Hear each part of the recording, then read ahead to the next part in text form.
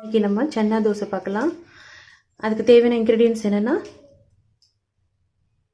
கருப்பு முக்கடலை 1 கப், அதே அளவுக்கு 1 கப் இட்லி அரிசியும் எடுத்துக்கலாம், சாப்பாட்டு அரிசியும் எடுத்துக்கலாம், பச்சரிசியும் எடுத்துக்கலாம். எது வேணுனாலும் 1 கப் எடுத்துக்கோங்க. 2 ரேஷியோவும் ஒரே அளவு இருக்கணும். உப்பு தேவையான அளவு, 1/2 ஸ்பூன் மிளகு, 1 ஸ்பூன் சீரகம், கருவேப்பிள்ளை, கொத்தமல்லி, ஒரு பெரிய துண்டு இஞ்சி, 3 பச்சை மிளகாய், தேவையான அளவு நெய். சன்னாவை நம்ம 8 மணி நேரத்துக்கு முன்னாடியே ஊற வச்சிடணும். அப்போ தான் அரைக்கிறதுக்கு கரெக்டாக இருக்கும். அரிசி வந்து ஒரு 1 மணிலேருந்து 1.5 மணி நேரத்துக்கு ஊற வச்சுருந்தா அரைக்கிறதுக்கு நல்லாயிருக்கும்.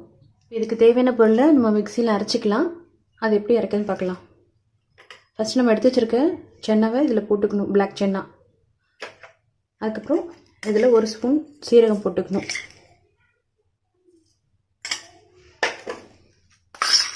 அரை ஸ்பூன் மிளகு போட்டுக்கணும்.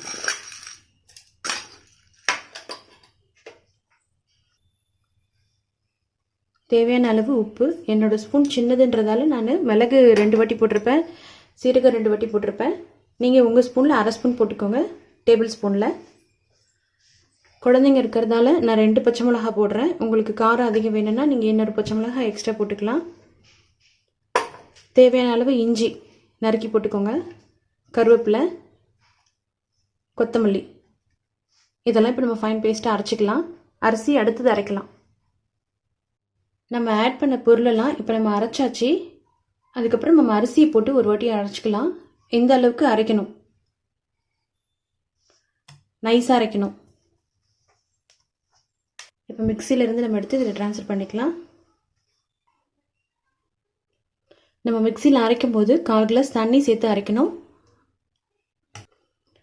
நம்ம அதே மிக்சி ஜாரில் ஊற வச்ச அரிசியை ஆட் பண்ணிக்கலாம்.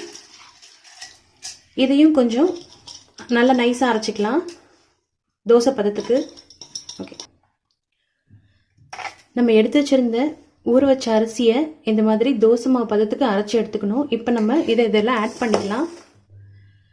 இப்போ நம்ம இது ரெண்டுத்தையும் அரைச்சாச்சு. இதை மிக்ஸ் பண்ணிக்கலாம். இதுக்கு நமக்கு தேவையான அளவுக்கு தோசை மாவு பதத்துக்கு நம்ம தண்ணி சேர்த்துக்கலாம். ஆன் பண்ணி பேன் வச்சுக்கோங்க.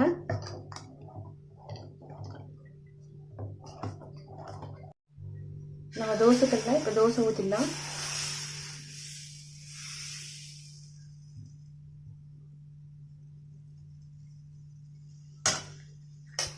குழந்தைங்களுக்கு நம்ம எப்பவுமே இன்னும் ஸ்பெஷல் தான் நெய் கொடுக்கலாம்.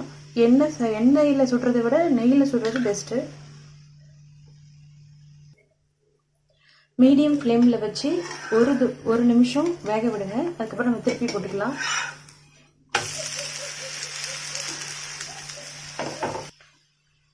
இந்த தோசைக்கு நம்ம சைட் டிஷ்ஷாக எந்த சட்னி வேணாலும் சாப்பிடலாம், எல்லாமே நல்லா தான் இருக்கும். இது சின்ன குழந்தைங்களுக்கு ரொம்ப ஹெல்த்தியான ஃபுட், ரொம்ப சில்ட்ரன்ஸ் ஸ்பெஷல்னு கூட சொல்லலாம். இது இப்போ வெந்துடுச்சு, நம்ம எடுத்துடலாம். நமக்கு தேவையான சன்னா தோசை நம்மளுக்கு ரெடி ஆகிடுச்சு. இதுக்கு நான் இன்றைக்கி தேங்காய் சட்னி அரைச்சிருக்கேன். நமக்கு இது எந்த சட்னி வச்சாலும் நல்லாயிருக்கும். சைட் டிஷ்ஷாக கார சட்னி நல்லாயிருக்கும், வெங்காய சட்னி நல்லாயிருக்கும், எல்லாமே நல்லாயிருக்கும். இந்த மாதிரி ஒரு ஹெல்த்தியான டிஷ்ஷு உங்கள் வீட்டில் இருக்க குழந்தைங்களுக்கும் சரி, பெரியவங்களுக்கும் சரி நீங்கள் செஞ்சு கொடுங்க. இந்த வீடியோ உங்களுக்கு பிடிச்சிருந்தா ப்ளீஸ் சப்ஸ்கிரைப் மை சேனல். பக்கத்தில் இருக்கிற பெல் பட்டனை அழுத்துங்க.